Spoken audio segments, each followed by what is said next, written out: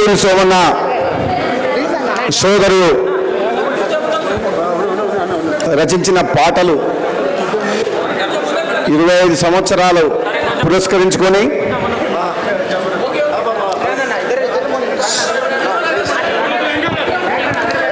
పుస్తక ఆవిష్కరణ కార్యక్రమంలో పాల్గొంటున్న వేదిక నుంచిన పెద్దలందరికీ, మరో సోదరుడు గద్దరు వారసులు ఏపూరి సోమన్న తర్వాత గద్దర్ నర్సిరెడ్డి ఇద్దరిని చూస్తే గద్దర్ గారి పాటలు గుర్తొస్తాయి, గద్దర్ గారి రూపం గుర్తొస్తుంది ఆ గొంతు వింటుంటే.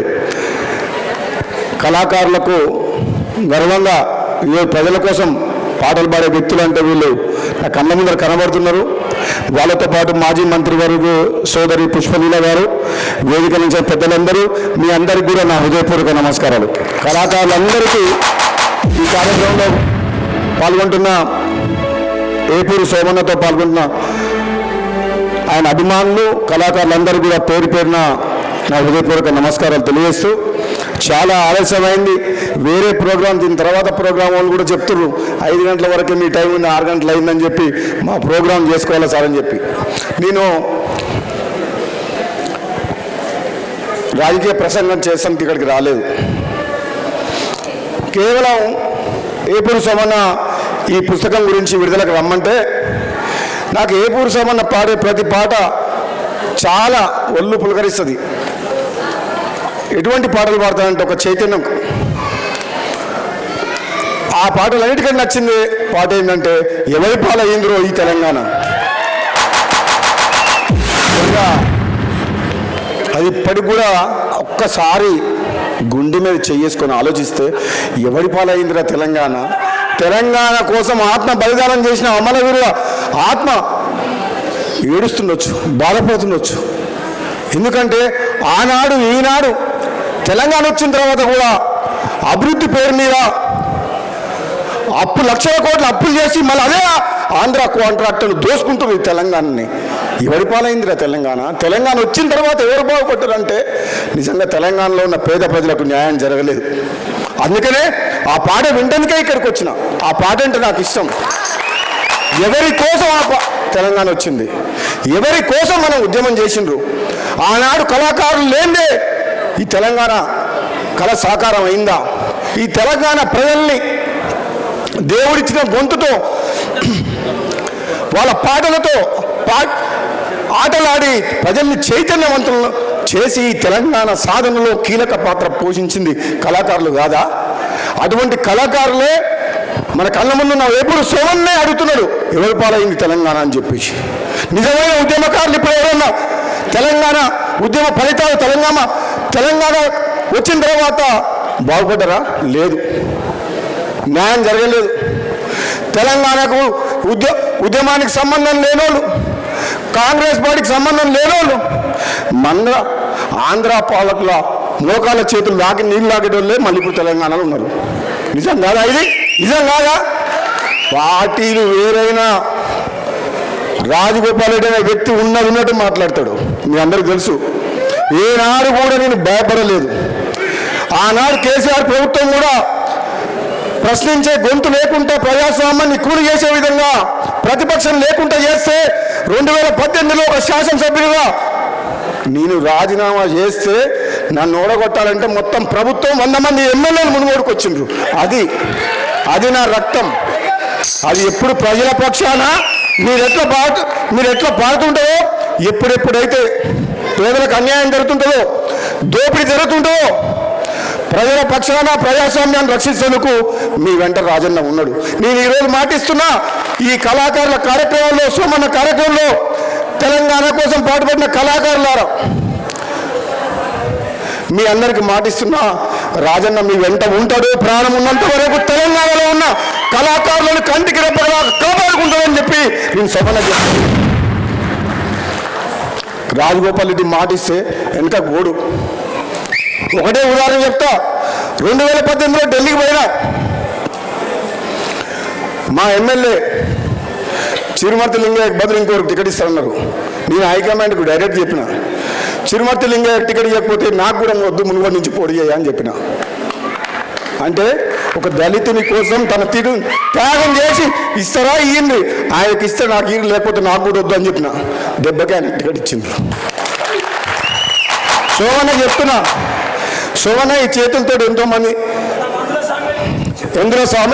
ఎంతోమందికి అన్నం పెట్టిన, ఎంతో కుటుంబాలు నిలబెట్టిన, ఎన్నో ప్రాణాలు కాపాడిన, ఎంతోమంది ఉద్యోగాలు ఇప్పించిన, ఎంతోమందిని చదివించిన, ఎంతోమంది పెళ్ళిళ్ళు చేసిన, ఆఖరికి ఎంతోమంది నాయకులను కూడా తయారు చేసిన. కానీ చేతులు మంచిగా ఏమో ఎవరు చేసినా కానీ న్యాయమడి ఉండలేదు. నిజంగా చెప్తున్నా, నేను చేసిన వాళ్ళు బాగుపడుతున్నారు కానీ నాకు మాత్రం మంచి జరుగుతలేదు. అంటే నాకేమి ఇవ్వని అడుగుతలేను, నేను మళ్ళీ సాయం చేసినందుకు మీ మీద నెత్తినేసుకొని మీ బరువు బాతలు వేసుకొని బహుజనుల పక్షాన బహుజనుల నాయకత్వాన్ని కాపాడుతున్నందుకు వాళ్ళని ప్రోత్సహించి అన్ని రకాలుగా అండదండలని గెలిపించినందుకు కృతజ్ఞత ఉంటే చాలు అని అంటున్నా. నాకేం అవసరం లేదు అంటున్నా. మన తిరిగి ఇవ్వాల్సిన అవసరం లేదు. నేను ఎప్పుడు కూడా దేవుణ్ణి ఇట్లా ఉండాలి, నా చెయ్యి ఇట్లా ఉండాలని కోరుకోలే. నేను ఎప్పుడు కోరుకునే దేవుని మొక్కునే నా చెయ్యి ఇట్లా ఉండాలని కోరుకుంటాను నేను. ఇవి అడుక్కునే చేతులు కావు, అన్నం పెట్టే చేతులు, కాపాడే చేతులు, కన్నీళ్ళు తుడిచే చేతులు, కానీ అడుక్కునే చేతులు కావనాయి. అందుకనే చెప్తున్నా, ఈరోజు సోమన్న బయడుస్తుంటే నాకు కూడా బాధ అనిపించింది. ఎంతోమంది అర్హులైన వారు, ఉద్యమంలో పాటలు పాడిన వాళ్ళు, ఎన్నో ఏళ్ళుగా రాత్రింబవళ్ళు కష్టపడ్డ వాళ్లకు దక్కలేదు. కానీ ఈ తెలంగాణ ఉద్యమానికి సంబంధం లేని వాళ్ళు, కాంగ్రెస్ పార్టీకి సంబంధం లేని వాళ్ళు వచ్చి పెద్ద పెద్ద పెద్ద పదవులలో ఉంటే నాకు కూడా బాధ అనిపిస్తుంది అప్పుడప్పుడు.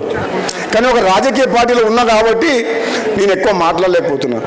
నేను మాట్లాడడం స్టార్ట్ చేస్తే ఎట్లుంటుందో మీకు తెలుసుగా. నేను మాట్లాడడం స్టార్ట్ చేస్తే నేను ఎప్పుడు ఏది మొదలు పెట్టను. ఒక్కసారి స్టార్ట్ చేస్తే మళ్ళీ వెంటకు చూడను. కేసీఆర్ని గద్దె దింపుతాం, కేసీఆర్ కుటుంబాన్ని జైలు పంపిస్తామని చెప్పిందా అది మొట్టమొదటిసారి. అసెంబ్లీలో గట్టిగా మాట్లాడి ఈ కాళేశ్వరం ప్రాజెక్ట్ వద్దు అని చెప్పిందా లేదా? ఈ బెల్ట్ షాపులో తాగుడేందని అడిగినా లేదా? ఈ లక్షల కోట్ల అప్పులేందని అడిగినా లేదా? నువ్వేమన్నా నీ అంతవా? ఈ తెలంగాణ అంటే నీ రాజ్యం అనుకుంటున్నావా? నువ్వు రాజు అనుకుంటున్నావా? నీ తర్వాత నువ్వు కొడుకుని అనుకుంటున్నావు? ఇది తెలంగాణ ప్రజలందరూ కోరుకుంటే 60 ఏళ్ళ ఉద్యమంతో చేస్తే ఎంతోమంది ప్రాణాలు అర్పిస్తే అటువంటి వాళ్ళందరం పార్లమెంట్లో కొట్లాడితే కాంగ్రెస్ పార్టీ సోనియా గాంధీ తెలంగాణ ఇచ్చింది. అంతేగాని నువ్వు రాజువు, నీ తర్వాత నీ కొడుకు యువరాజు అని చెప్పి మాట్లాడితే నేను తట్టుకోలేదు, ఒప్పుకోలేదు. అందుకనే నేను పోరాటం చేసిన. నా మునుగోడు దెబ్బకే ఇప్పుడు పోయి ఫామోదులు పండుకుండు కాదా? అది గెలుపా? 100 మంది వస్తే పోలీసులను పెట్టుకొని దొంగతనంగా గెలిచింది. ధైర్యంగా వచ్చేటోడైతే అట్లా గెలుస్తాడా? అంతమంది అవసరమా? ఒక ఎమ్మెల్యేని ఎవరితో 100 మంది అవసరమా? నేను చెప్తున్నా సోమన్న, నీ వెంట నేనుంటా. నేను అన్ని పదవులు చూసిన, ఎమ్మెల్యే అయినా, ఎంపీ అయినా, ఎమ్మెల్సీ అయినా. నాకు మీలాంటి వాళ్ళని కాపాడాలి, మీలాంటి నాయకత్వాన్ని ప్రోత్సహించాలి, మీలాంటి కళాకారులు కూడా చట్టసభల్లోకి అడుగు పెట్టాలి, ప్రజల పక్షాన పోరాటం చేయాలి, పేద ప్రజలకు అండగా ఉండాలి. అదే కదా మనం సామాజిక తెలంగాణ కోరుకుంది. మన తెలంగాణ ఉద్యమం నడిచిందే తెలంగాణ ప్రజల యొక్క ఆత్మ గౌరవం కోసం, ఆస్తుల కోసం, డబ్బుల కోసం, పదవుల కోసం కాదు, ఆత్మ గౌరవ నినాదం కోసం తెలంగాణ. మీరు ఎవరు కాళ్ళు మొక్కాల్సిన అవసరం లేదు, ఎవరికి వంగి దండాలు పెట్టాల్సిన అవసరం లేదు, గులాంగిరి చేయాల్సిన అవసరం లేదు. మీ హక్కు. మీరు కళాకారులుగా చట్టసభల్లో అడుగుపెట్టాల్సిన అవసరం ఉంది, తప్పకుండా రావాలి. నేను చెప్తున్నా, రాబోయే రోజుల్లో ఏదో ఒక నియోజకవర్గం నుంచి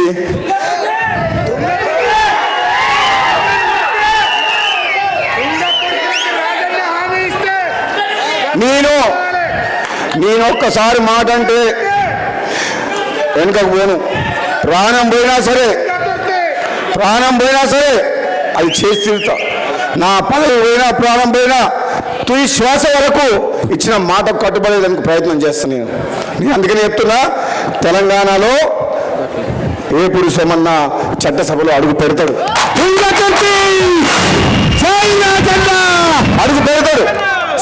అడుగు పెట్టాల్సిన అవసరం ఉంది. కులం పేరు చెప్పుకొని, మతం పేరు చెప్పుకొని ఎన్నికైన తర్వాత వసూలు రాజాగా మారిన వ్యక్తుల్ని తరిమి కొట్టాల్సిన అవసరం ఉంది. ఏమనంటే నా కులం నేను తిడతావా అని అంటావు. మంచి పనులు చేసేటప్పుడే తిట్టం, కానీ చెడ్డ పనులు చేస్తే అవినీతి చేస్తే ఏ కులం వాళ్ళైనా తిట్టాలన్నా వద్దా? నిజాయితీ పనులు రావాలి అన్ని కులాల వాళ్ళు. తప్పుడు పనులు చేసుకుంటే కులాన్ని వాడుకోవడం మంచిది కాదు. ధర్మం న్యాయం అన్ని కులాలకు ఒకటే ఉంటుంది. మానవత్వం ఉండాలి, నిజాయితీగా పనిచేయాలి. ప్రజలు ఓటేసి గెలిపిస్తే వాళ్ళకి అండగా ఉండాలి, కానీ అహంకారం అనొద్దు, అహంకారం ఉండొద్దు. పదవి అనేది బాధ్యత కానీ కిరీటం కాదు. ఇప్పుడున్న నాయకులు చాలామంది గెలిచే వరకు ఒక తీరుగా, గెలిచిన తెల్లారే వాళ్ళ స్టైల్ మారిపోతుంది. ఎక్కడికి వెళ్ళి వస్తున్నాయో పెద్ద పెద్ద కార్లు. అప్పటిదాకా నీతివంతులా సత్యహరిచంద్రలాగా మాట్లాడుతున్నారు, గెలిచిన తెల్లారే ప్లేట్ ఫిరాయిస్తున్నారు. నేను ఎంతోమంది ఎమ్మెల్యేలకు సాయం చేసిన గెలుపు కోసం, టికెట్ల కోసం. నిజాయితీగా ఉంటున్నా, కానీ నా ఎమ్మడు ఎవరు ఎమ్మెల్యే ఉండరు. ఒక్కడే ఉంటా. సీఎం ఎక్కడ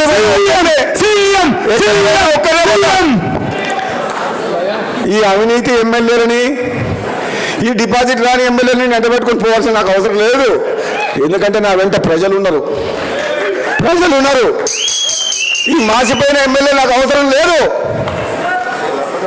ఎంతసేపు డబ్బు డబ్బు డబ్బు, పదవి పదవి పదవి. గెలిపించిన ప్రజలు గాలి కొదిలేసి అధికారం ఉన్న దగ్గర పోయి కాలు మొక్కి దండం పెట్టి పవర్ పాలిటిక్స్. రాజగోపాల్ రెడ్డి మరి ఎవరైనా ఎమ్మెల్యే ఉండరు తెలంగాణలో? ఉండరు. అధికారం చుట్టి వాళ్ళు తిరుగుతుంటారు. అవునా కాదు? నిజమా కాదా? గెలిచిన తర్వాత అంతే. సోమన్ అందుకనే ఏమంటున్నా, నా చేతులు ఇతరులకు మంచి కానీ నాకు మంచి కావు. నేను నిజంగా చెప్తున్నా, ఎంతమందికి సాయం చేసినా నాకే చదువు. ఎమ్మెల్యేలుగా ఎంపీలుగా పోటీ చేసిన వాళ్ళకు టికెట్లు కానీ ₹1 కోటి ఇచ్చిన, నామినేషన్ చేసేందుకు పైసలు లేవంటే కూడా నేను పైసలు ఇచ్చి పంపిస్తే నా పైసలతోటే నామినేషన్ ఇస్తే గెలిచిన వాళ్ళు కూడా ఉన్నారు. ఎమ్మెల్యేలు ఎంపీలు ఉన్నారు, కానీ తీరా ఎవరన్నా పిలిస్తే వస్తారా అంటే ఎవరు లేరు. అధికారం ఎక్కడుందో అక్కడికే పోతారు వాళ్ళు. ఇది ఇప్పుడున్న ప్రస్తుత పరిస్థితి రాజకీయం. అవునా కాదా? అందుకనే ప్రజల చైతన్యం రావాలి. రాజకీయాలు మార్పు దిశలో అడుగులు వేయాలంటే రాజగోపాల్ రెడ్డి ఎమ్మడి సోమన్ అటువంటి నడవాలి. రాష్ట్ర రాజకీయాలను మార్చే శక్తి, శాసించే శక్తి కూడా మాకుంది. మాకున్న బలం ఏంటంటే ఈ గుండెల్లో నిజాయితీ ఉంది. ఎంతమంది వస్తారో రాండి, ఎంతమంది ఎన్ని పైసలు తీసుకొని ఎన్ని సంచులు తీసుకొని వస్తారో రాండి. రాబోయే రోజుల్లో ఉద్యమంలో ఉన్నోళ్ళు, నిజాయితీ పరులు, యువకులు శాసనసభలో అడుగు పెడతారు. తెలంగాణ రాజకీయాలను కూడా తమిళనాడు మాదిరిగా మార్చేస్తాం. అధికారాన్ని అడ్డం పెట్టుకొని